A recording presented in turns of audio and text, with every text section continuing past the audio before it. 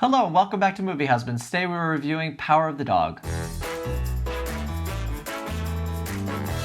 Directed by Jane Campion, Power of the Dog stars Benedict Cumberbatch, Kirsten Dunst, Jesse Plemons, and Kodi Smit-McPhee. The Western-style film follows a domineering rancher whose life is upended by his brother's new wife and her son. So Jeffrey, what did you think of Power of the Dog? This was something. So Jane Campion, really famous female director. She was the second female ever nominated for Best Director for her film The Piano. I had actually never seen a Jane Campion film before a couple months ago, so I had heard about this movie and I went back and I watched a good amount of her filmography, not all of it. But whenever I watch her films, I have this consistent feeling where I say, this is clearly one of the most skillful filmmakers alive, and also I don't connect with this at all.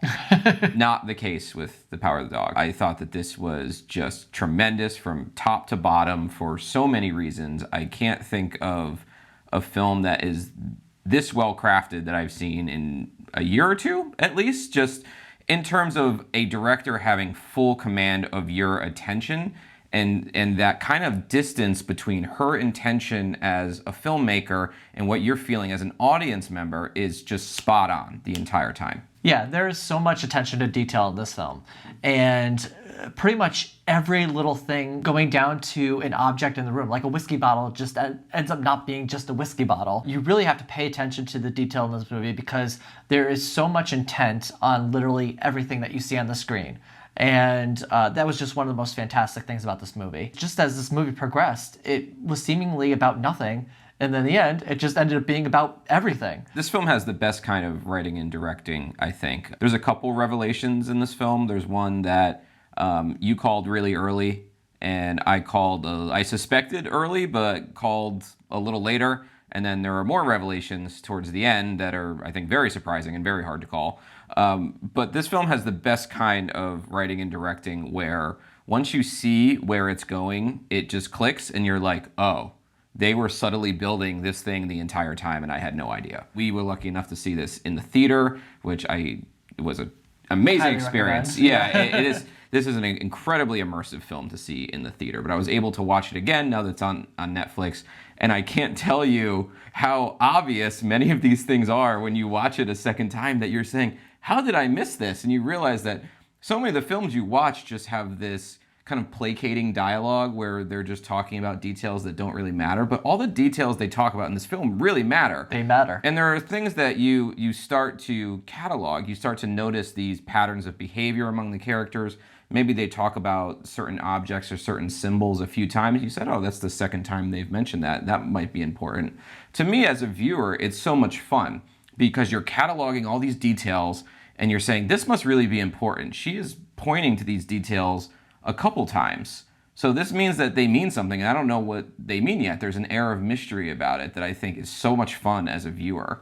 And it's not just the details themselves, it's also how the characters react with those details, whether it's a certain object. I'm not going to go into that for spoiler reasons, but the way that a character interacts with an object in this movie says a lot about them as well. And I just want to jump back quickly because we talked about seeing this in the theater, and the reason being is that the shots in this movie are so freaking stunning. You see these beautiful landscapes with this color and this view that I don't think I've seen captured in film in a very long time, or if at all. Yeah, there was actually a point where you kind of just said, wow, when you were next to me in the theater, and you never say that. It's really cool to see something on the screen that you've never seen before. I mean, how many opportunities do you get to experience that in film nowadays? I feel like so many ideas are being replicated or done the same way. Yeah, the film really respects your intelligence. This is a movie where you need to pay attention. As I was saying, you need to be cataloging these details and trying to find patterns between them. None of the characters really say what's on their mind ever. You'll have a scene, this is very early in the film, so I don't think this is a spoiler, but when Benedict Cumberbatch's character learns that his brother is going to marry a widower, he walks downstairs and he goes and he beats his horse. And that's a pretty interesting scene because he doesn't say anything really to his brother. And we have to figure out, why did he go do that? Why does such anger arise in him that he has to go and kind of do this displacement theory on a horse? He has to find something less threatening that he can beat because he's so aggravated. The film invites you to interpret people's psychology and it shows you things, it doesn't tell you things. The complexity of the psychology here is unmatched in most filmmaking, I would say. The characters are extraordinarily deep. Again, they don't say what's on their minds. They are 3- and 4-dimensional characters. Yeah, and I think just on top of that, one of the great things about this movie is that it's actually played in terms of like chapters.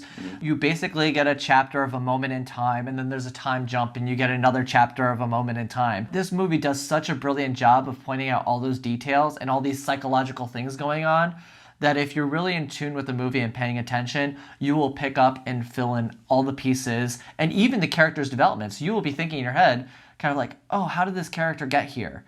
And then you'll be thinking about detail in a scene previous, and you're just like, wow. And that really fills in a lot of the backstory for the characters themselves. Kirsten Dunst, she has this whole arc about her relationship to drinking. Just the history of that in her character is something that you have to catch really early on and see it develop as the film progresses. It's fantastic. There's a decision that a character makes towards the end that if you've seen the film, you probably know what I'm talking about. But watching it a second time, I still can't exactly figure out when he decides to do the thing that he does. And it's deliberately ambiguous. There are multiple points in the narrative where you say he could have done it here, he could have done it here. I love that kind of filmmaking. I love that I can just continue finding new things to appreciate about this film. I love that it treats me like an intelligent person. There's not a lot of people, but if you go to Letterboxd, there are some people that are reviewing this film and they say things like, these characters are really mean to each other and they never explain why. They explain why. You just have to watch. It is all there. That being said, I don't think this movie is for everybody. There are people that just won't be interested. This is a very slow-paced movie. It definitely feels like nothing's happening. It's not inviting either. It's not welcoming at all. Yeah, I mean, it's certainly not upbeat, but it's also not emotional at all. The tone is really what kept me engaged, though, because it has this tone that's very ominous and very foreboding, and you're just kind of waiting around for something awful to happen. It almost approaches being creepy at times, like this kind of very dark, kind of noir, almost like elevated horror. This is not a horror film, but some of the way that you feel so unnerved that it almost approaches that. There's this great scene between Kirsten Dunst and Benedict Cumberbatch that involves a dueling piano and a banjo. And it's probably the most showy camera work in the entire film because it zooms towards her as she's playing and then stops when she stops, and then zooms towards her again, but it gives you such an unnerving feeling. It's so effective. Just going from there, I think just talking about the actors in general, Benedict Cumberbatch did a fantastic job in this movie. I know he method acted this movie, so he kept himself separate from all the other actors and pretty much stayed in character the entire time. And I didn't really appreciate it as much until the end. And when I realized, well, not quite till the end, but when it hit me and I realized what was happening here, and learning his backstory as a character, it made his entire character at the beginning of the movie make sense.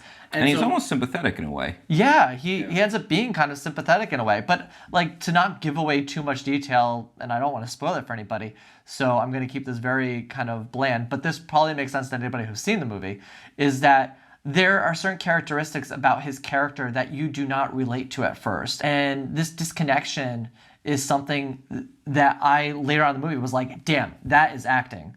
Because when you feel that way for a character and then realize you were supposed to feel that way, I think you would just learn to appreciate what you were seeing earlier on so much more and how much restraint that took on his part to handle. Yeah, and I should mention Kirsten Dunst is very good in this movie. Kodi Smit-McPhee is outrageously good in this movie. So good. And you may not even realize how good he is until the final scene, but wow. What a performance, and a very, very subtle and interesting performance that I am still kind of finding the layers of. So you ready to go to grades? Yep, ready to go to grades. I give this movie an A. I think this is a fantastic film. It only got better after the theater too, when we started talking about it. This is definitely a movie that you want to see with somebody and then talk about it with somebody, because, I don't know, the perspective that we had for us was that we just loved it even more as we discussed it, because of all the realizations and the details. Yeah. We were talking to each other. We literally went from this movie to a bar, grabbed a drink, and we just started discussing these things. And there were details that each of us noticed individually that ended up reminding each other about that specific detail. Man, this was great. Yeah, I give this movie an A as well. There's sometimes that I'm watching a film that's so finely crafted and such like a masterpiece from top to bottom that I can't breathe when I'm watching it, that I feel really overwhelmed. The last time I felt that way was actually when I saw Parasite. So this film is an A. It's the hardest A I've given since probably Parasite. This is just so much what I look for in filmmaking, and so much that with what connects with me as a watcher. All right, and that's it for our review of The Power of the Dog. The Power of the Dog is now in theaters and streaming on Netflix, so go check it out. Until then, we'll see you next time.